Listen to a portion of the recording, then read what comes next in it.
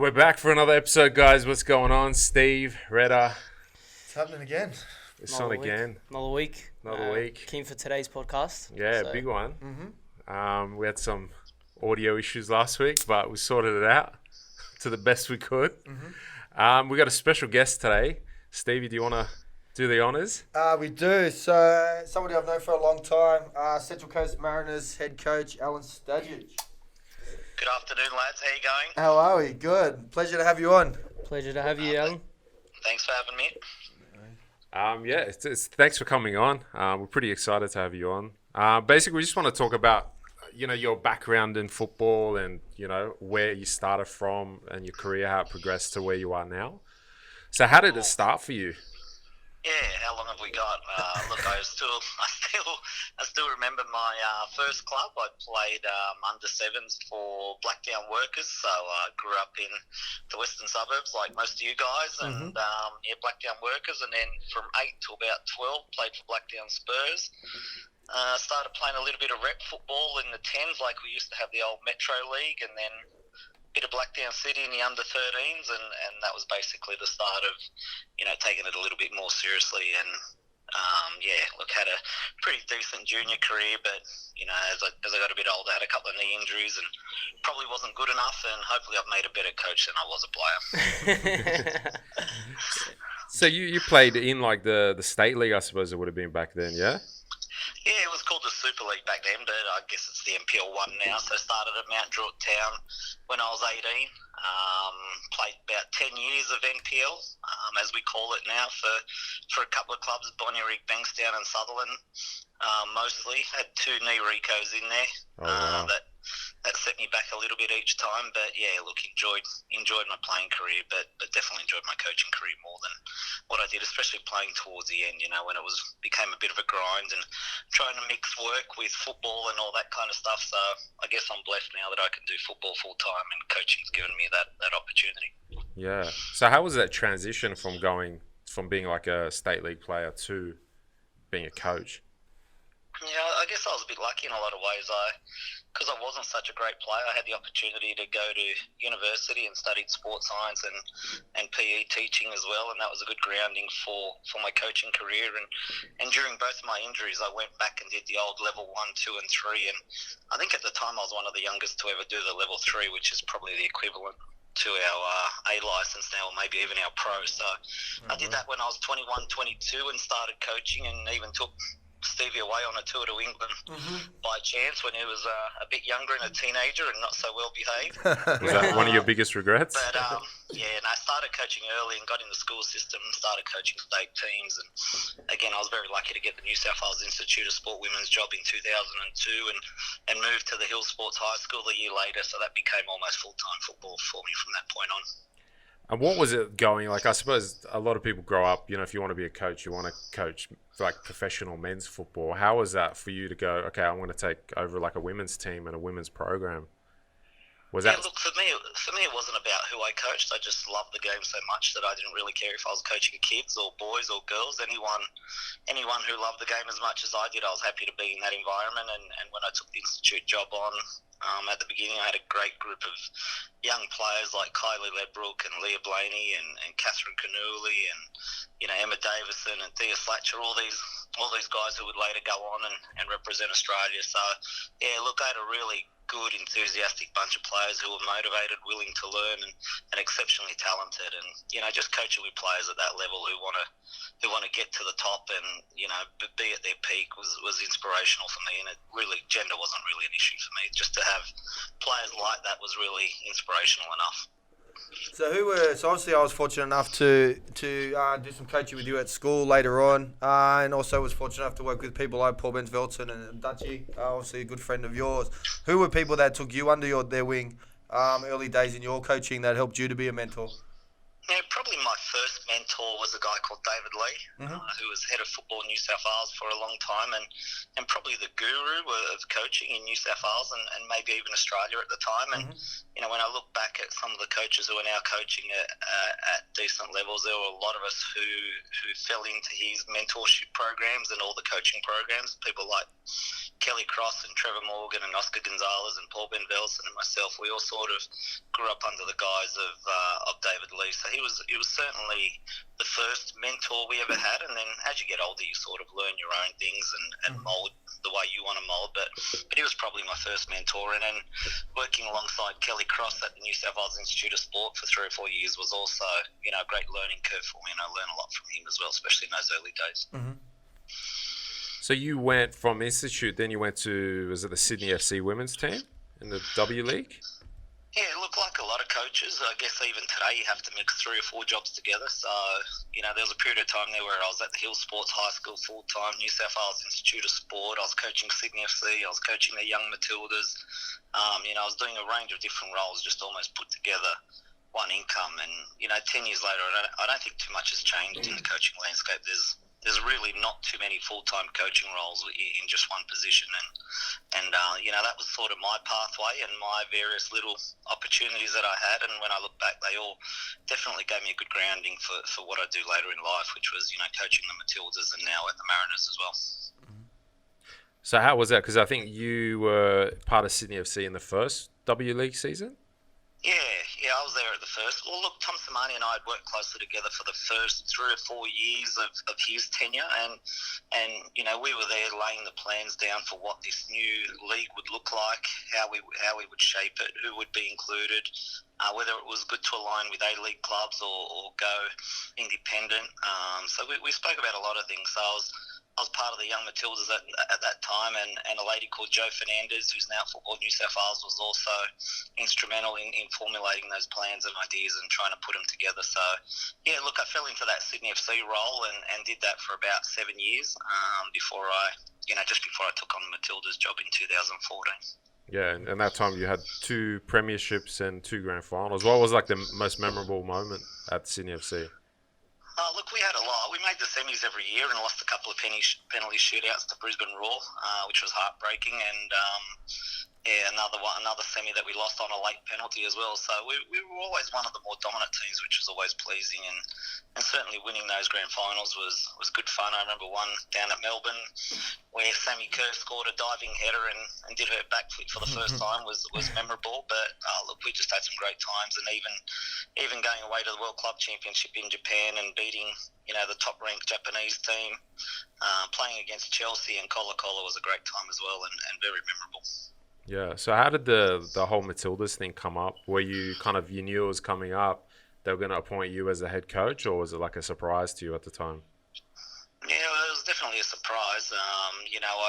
Tommy Samani had been in the role for 8 years. When I first started, Adrian Santrak was in charge of the team, and I was at the Institute, and we were all part of the development network for the Matildas. And, he left at the end of 2004, and Tommy Samani came in and held the reins for about 8 years.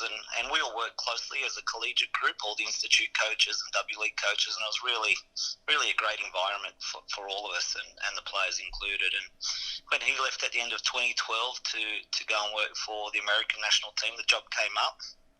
I applied for it, didn't get it. Hesperina de Roos was appointed, but she lasted a year and a half, and I think there was a player revolt at the time, and I got a call out of the blue from Han Berger and said if I was interested to take it on an interim role, and I did that, and 5 years later I was still doing that job, and until probably the same circumstances happened to me. And a very successful time with you at the Matildas. How do you feel the whole period of, I guess, when you took up the role of the Matildas? We saw a lot of young stars coming through. How was that whole project, if you like to call it a project? Yeah, look, as I said, I started working at the Institute at 2002, so, working with the players that I mentioned earlier who were 15, 16 years of age, and then 17 years later, some of those players were 29, 30, and then all the players who came along in between happened to fill that void, and I'd cross paths with probably 3/4, if not more, of the group through Young Matildas or Institute or W League programs. So falling into the Matildas role, I'd sort of coached all the players for a number of years beforehand. So, it wasn't a big shift for me in terms of getting to know the players, but rather coaching them in that environment. And like everything, it's always a bit of learning and finding your way in each new environment. But just trying to coach those players in that environment as opposed to in a club team or in an institute institute team, was a bit of a challenge and something that we needed to lay the groundwork for early. And look, we did a great job, and I'm really proud of how far we got and how the players have progressed. And really, the Matildas have gone from being probably a team that only possibly football people or women's football people would know about to now a mainstream team and a team that everyone loves. And probably in the recent times, most people are calling them the most favoured team in the country. So to think of where we started and where we are now, I'm really proud of the playing group and all the people who've been along for the journey, and hopefully I played my part in that as well. Yeah, you definitely did. That was awesome seeing the progression, as you said, from obviously we knew who they were working in football, but something that was kind of on the peripheral to something that was in the mainstream, as you said, and coming through and just seeing that love and support and seeing you at the helm there through that time was awesome to see. Yeah, look, again, just happy to be part of that journey and proud of everyone that was involved. As I said, when you start working with players at 13, 14 or 15, as you have Steve now at the Hill Sports High, and remembering Chloe come in as a trialist at 11 or 12 and seeing her whole journey from, not making state teams at 15 or 16 to then being in a young Matildas at 17 or 18, and then having her in a national team, cutting her from a national team, picking her later on again for a national team, and then seeing her go to a World Cup. To have those kinds of experiences with more than one player is just really rewarding, and you get to see the end product of all the hard work that everyone's put in to make that player what they are and make the team what they are. So again, it doesn't take one person to develop another player. I think that's when people say, we developed her or I think it's a bit of crap really, but to see all the hard work that's gone in and the end product is really rewarding, and to think of all the people who've helped the team get to where they are, it's just a proud moment, and hopefully they can put their best foot forward next year and get an Olympic medal, because I certainly think they're good enough to do that. Do you think that was the most rewarding part about that role, is seeing the players develop from such a young age to becoming, full-fledged internationals and playing overseas? Yeah, look, I think that's the most rewarding part for any coach, regardless of who you're coaching, whether it's kids or whether it's adults. Seeing people improve or a team improve is really what you're there for. We all get a job at the start of a year, and by the end of the year, you hope to see that team have grown. Whether it's on the field, off the field, physically, technically, tactically, whatever the case may be, you're there to have your little bit of input and try and help those people along the way to be the best they can be. And that's really the role of a coach. Regardless of, again, age or gender or ability, that's the role that we're put in there to do. And it's not always an easy role. It's certainly a challenging role, and every environment's a little bit different. So just trying to find ways to get the best out of people is always, I think, the biggest challenge for a coach. So you dominated women's football as a coach, we can comfortably say that, and then you transitioned, to a new challenge, was going into the A-League. How did that come about, being appointed the head coach of the Mariners?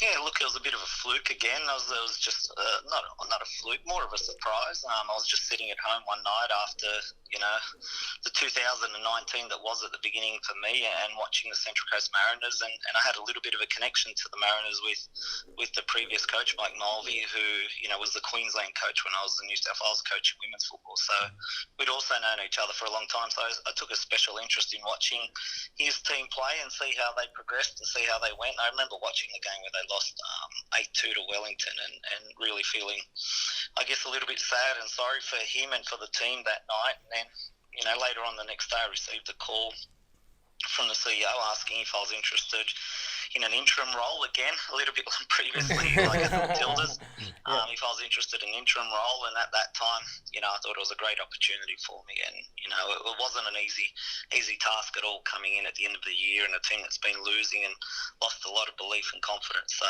it was a massive challenge, but one that I thought I'd take up. And, I'm thankful that they gave me that opportunity, and now a 3-year contract where hopefully we can build the club back up to where it was before, and give the fans on the Central Coast something to believe in and have hope for in the coming years. Yeah. So something interesting, Stadge. Obviously, players are used to a lot going away and playing away from their families and things like that. It's a little bit different from you, that you've moved away, obviously, from Sydney, but not far enough away that it was to pack the whole family up. What's that like with your weeks now being away from your family? Yeah, it's probably the biggest personal challenge for me at the moment.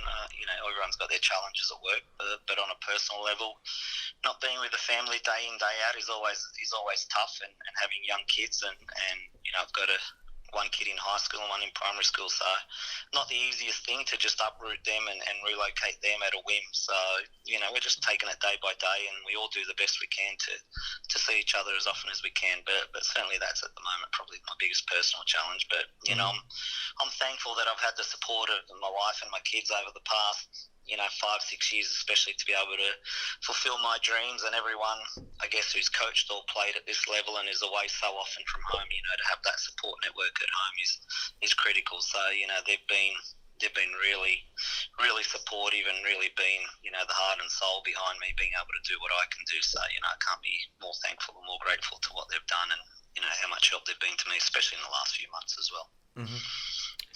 Yeah, I mean, Alan, since you took over last season, I mean, in the first game, we already saw some quick changes. I believe you and it was a long time where you actually beat the Newcastle Jets in that F3 derby. Now, the club's had a few challenges in the last few seasons. What's changed there now from your perspective, or if you can enlighten us as to some of the changes that's going to happen for the future for this season? Sorry.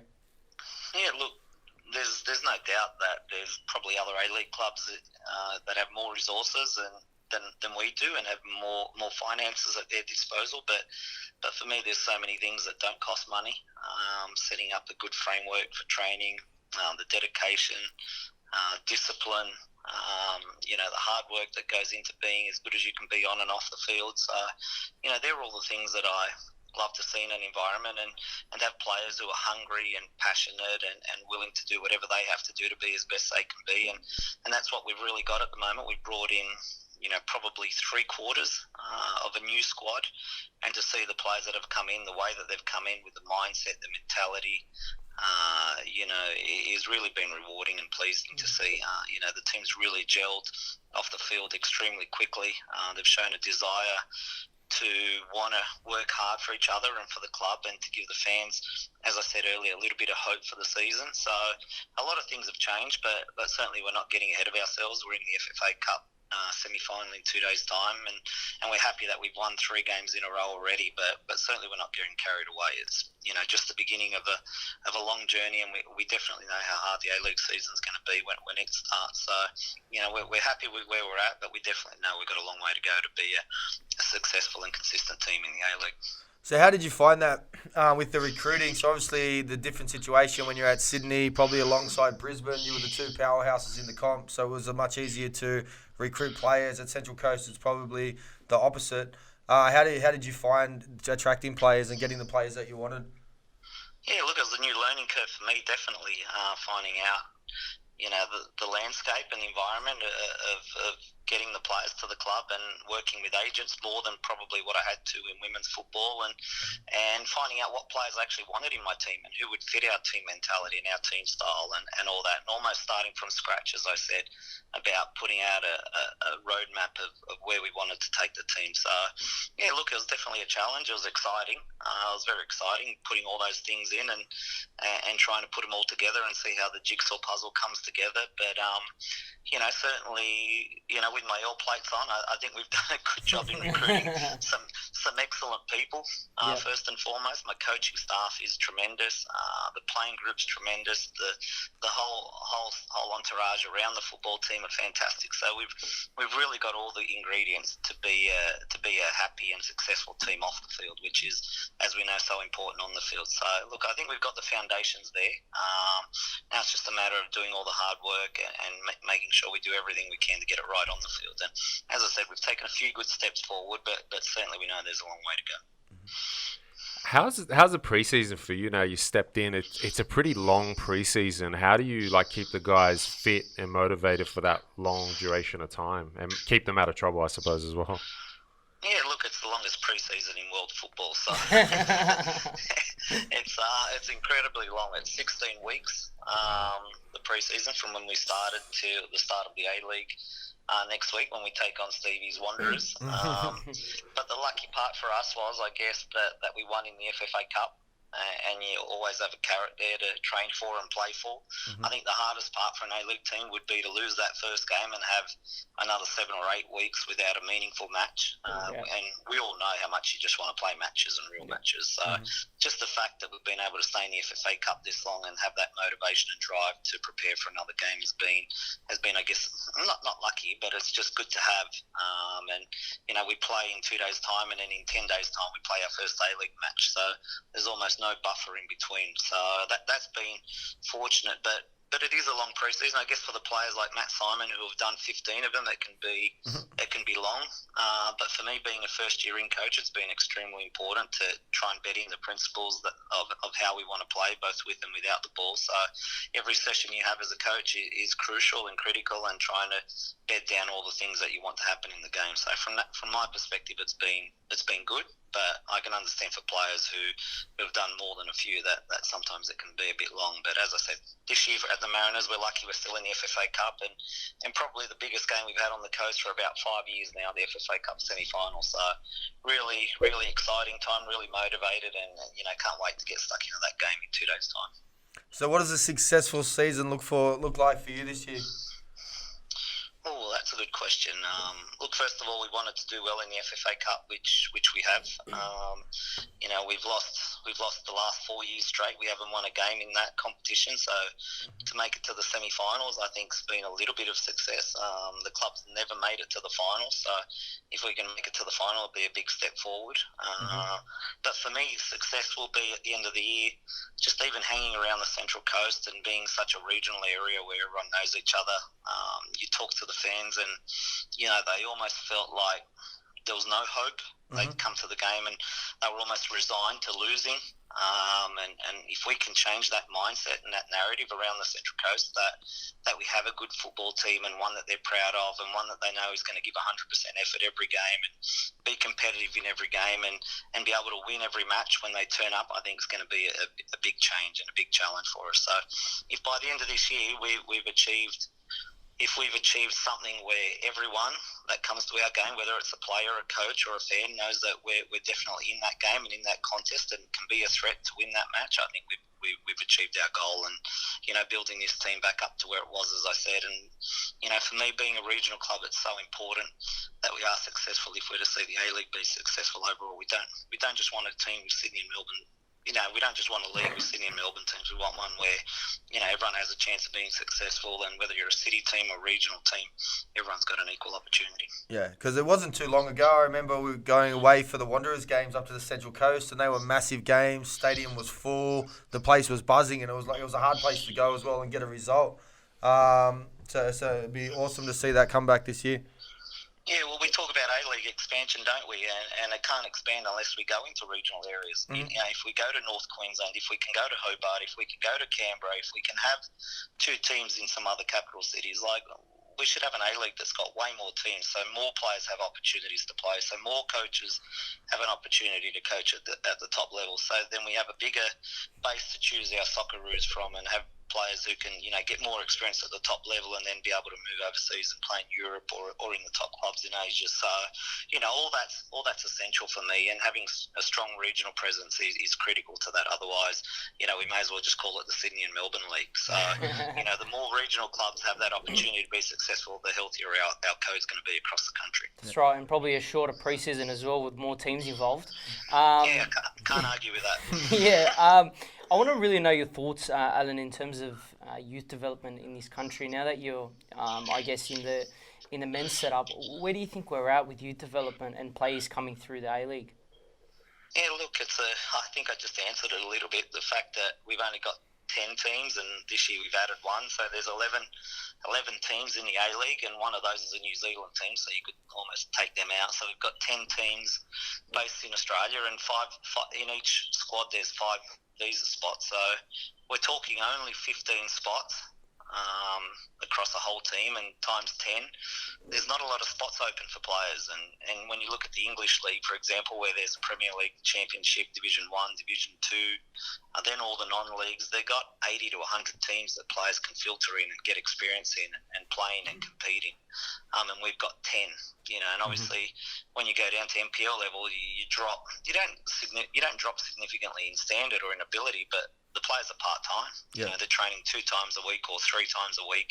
It might be the odd club who trains a little bit more than that. So in terms of the players being able to stay at a high level and competitive level, it's a big drop, and it's a big challenge for them. So, the more teams for me, the more opportunity young kids have to get into an A-League team and get into an A-League setup, the better off we're going to be as a code, and ultimately the better off our Socceroos are going to be. What do you've got a fair few young players in your team, and you kind of you do play them. Last year you played a lot of them. This year you've added a couple of new youngsters in there as well. What do you look for a young player when you? Look, it's a good question as well. Ultimately, we're an A-League team and we want to win. So, I look for players who can help us win first and foremost. But in a young player, I look for players who have the confidence to back their own ability, whether it's technically, whether it's physically, whether it's tactically. Do they have something that separates them from the rest, and where they're going to help our team win the game? It comes down to that simple equation. And for example, Sammy Silvera's had a lot of game time at the moment, but his ability to beat people 1v1 and his explosiveness and his willingness to back his own ability in dribbling and combination play and scoring goals and setting up goals is something that I enjoy watching and enjoy having in my team, because I just know it's a threat all the time on the opposition. So anyone who can have a weapon and who can be a threat against the opposition, if they're an offensive player or if they're a defensive player, anyone who backs their own ability in the tackle, in an aerial duel, to be able to play out, to have the technique and confidence to be, to have the capacity to do whatever they want on the ball, left foot, right foot, switching the point of attack, all those things, whatever the case may be. It's the players who one, have the technique, but two, have the mentality that they back their own ability and want to compete at the highest level. I think is the most important for me. Yeah. So I found the Semi one interesting. So Sam was one of our coaches here before he moved up to the coast. You took one of my best coaches. Cheers. But we put a lot of work in that off season to get him ready. The thing I found interesting is that you've got him on set pieces. For such a young player to have that responsibility, how did that come about, and what was the thought process there? Oh, look, he's shown an ability to whip in a good ball, and for set pieces, probably 60 or 70% of every set piece is the delivery. I'm very lucky in my team at the moment here at the Mariners that we've got 4 or 5 fantastic exponents of a dead ball. We've got Milan Juric and Tommy Orr and Jack Cleesby and Sammy and actually 3 or 4 others as well. So we've actually got a whole range of players who can hit a good dead ball. So, again, Sammy's got the confidence to do it. He's a young kid who's only played a couple of senior, wouldn't even call them A-League matches, played a couple of senior FFA Cup matches. But for him to have the confidence to execute his skill, under pressure is something that's a feather in his cap. And, that's the kind of thing I'm looking for, the fact that he has the skill, but he has the capacity to execute it in a critical moment. Mm-hmm. So, what would your advice be to young players kind of coming up? Because, you've spoken about there's not enough opportunities for youngsters due to the lack of teams in the A-League. A lot of them have to reside to the fact that they have to play NPL. What's your advice to them to keep going? Because not all of them, some of them are capable of playing professionally, maybe where it's here or overseas. What would your advice be to them to kind of chase that? Yeah, look, it's a good question. And you could talk all day on what's needed and what's not needed, but I think the one most important factor, I think, for any young kid is resilience. Mm-hmm. I've been coaching now for 20 years, and I've not seen one player whose career has gone up in a linear progression. Everyone's had good moments and bad moments. Everyone's had 2 steps forward, 1 step back. Whether it's injury, whether it's not getting selected, whether it's playing in the wrong position, whether it's going to a tournament and doing a mistake, costing your team a win, whether it's missing a penalty, whether it's whatever, being out for whatever reason for a lengthy period of time. Everyone's had setbacks, but the ones who usually make it, whether it's Matildas or A-League players, that I've coached, all of them have had the ability to bounce back and be able to back their own abilities and have that belief that they can get back to the top or more importantly, want to get to the top. So, I think resilience is something that's probably everyone talks about, but it's probably not spoken about enough. It's the people who get back up the most often that usually make it the highest.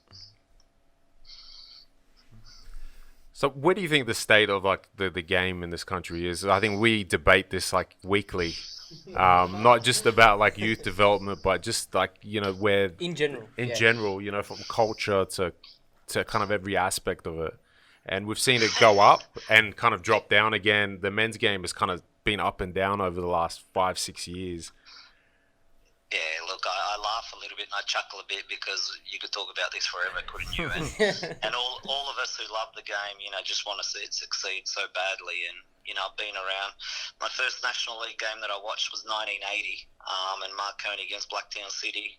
I still remember it at Marconi Stadium, and my first Socceroos game in 81 when we lost to New Zealand in a qualifier. So, I know that all of us football people are so passionate. We remember critical moments like that. We remember critical events where we're an educated crowd and we're an educated audience, and we just want our sport to be, what we all think it should be, the most popular sport in the country, one that's followed like it is in other parts of the world, in Europe and in South America, and that's what sort of upsets us, I guess, a bit when we see things not working out or when we see administrators not loving the game as much as we do. So, I think we've definitely had a bit of that over the last few years, but, you always got to be optimistic and hopeful that we're going to get there. And, the game has changed a lot and for the better in the last 10 or 15 years, and there's definitely been ups and downs, but ultimately in football we've all got to pull together because, and not our opponents in terms of direct, but, rugby leagues and AFLs, they definitely have more funding than us. They definitely have a bigger base support than us. So if we're going to be the biggest sport in the country, we really have to bandy together and rally together and support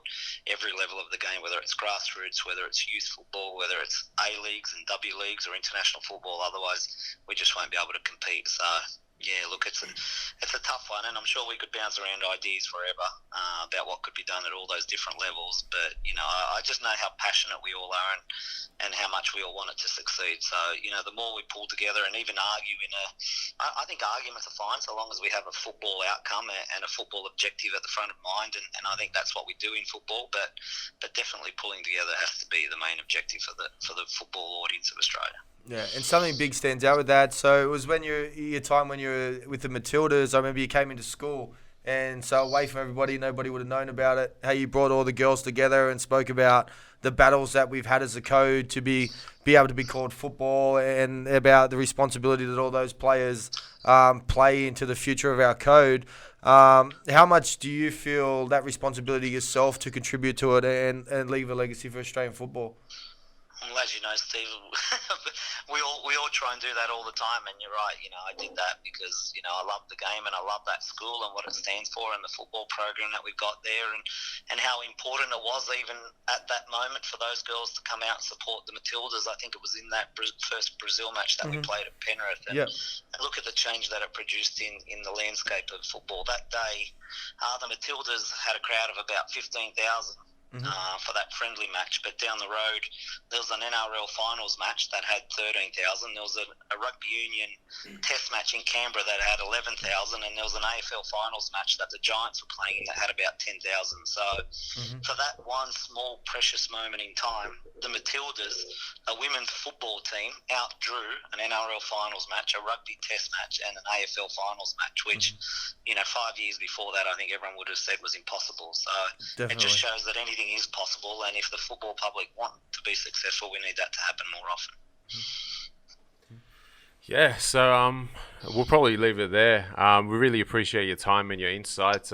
We wish you the best this season. We definitely look forward to watching the Mariners play.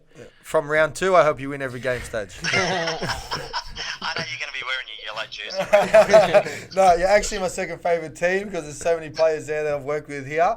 But I even told Abraham, you better not score against the Wanderers. I want to throw stuff at you. I think that's who he wants to score against. Fair enough. All right, Staj, appreciate it. Thank you. Thanks, lads. We'll talk soon. Cheers, Bye. mate. See ya. All right, guys.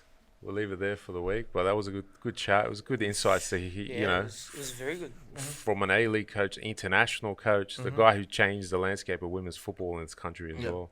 Massively. It was good. Yeah, good. no, it was good to hear what his insights were in terms of Matildas and now with the Central Coast Mariners. So Yeah, so it'll be interesting to see how it goes. Yeah, I think Central Coast can shake the league up this year as well. As he said, it's only pre-season and they've played against NPL teams, but you can only play against who you're in front against, of you, obviously. So I'm excited to watch him. And as I just said to Stad, Central Coast is probably my second team now with the amount of the boys, half the teams from here. Something also interesting he mentioned, like in terms of it's his first time recruiting players. If you actually see what he's done, I think he's done a pretty good job. He's, for the first time, I think in a very long time, you can say that Central Coast Mariners have depth in nearly every single position. So, I mean, credit to him. It looks like he's had a good start so far, and of course, all the best to him for the remainder of the season. Yeah, it'll be an interesting season, definitely. Especially for him, we talk about long preseason. The only person that suits is him. It's like a new team. He gets a better his style. Yeah, it's the perfect scenario for him. him. He has that whole time to now shape and mould that team to what he like. Whereas if it was a pre-season from Europe, you've got a month or something to all of a sudden now get the new players in, as you said, 3/4 of the squad in, and then put your plans in that short period of time. But also that he's actually still involved in FFA Cup games, which is good for him. Whereas teams like, for example, Perth Glory, that got knocked down the first match. For them, it would probably drag on for so long, whereas he's got competitive matches coming on. Like he said, he's got a game in 2 days, and then, next week is against the Wanderers, so competition's there for him. So I think it'll be a good start for him, Parramatta Stadium against the Wanderers. I think it'll be interesting. And he recruited pretty early, the Wanderers only recruited their main striker, a few weeks back, last week. So he recruited pretty early, kind of shut down the squad. He's had a good time with them, so it'll be interesting, and we look forward to it for sure. Cool. We'll probably leave it there. We didn't get to ask him any questions from the fans, but it's good. We'll get it next time. But there's something there that stands out, and it was something when we were speaking to Tony as well, which is interesting, and it's a trend that you find with those ones that are at that top level. For a lot of them, that they take that responsibility on about the future of the game. So it's not only just the selfishness about the Central Coast Mariners, what can he do to make them successful? It's about that bigger picture. And obviously, I've known Stajcic for a long time, so I was privy to conversations about the Matildas and where he wanted to head with that and those kind of things. And it's just really interesting that, as he said, everyone needs to get together and pull together and try to move in the same direction.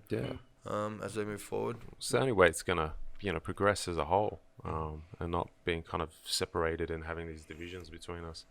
But it was a good chat. Till next week, guys. Ciao. See you then.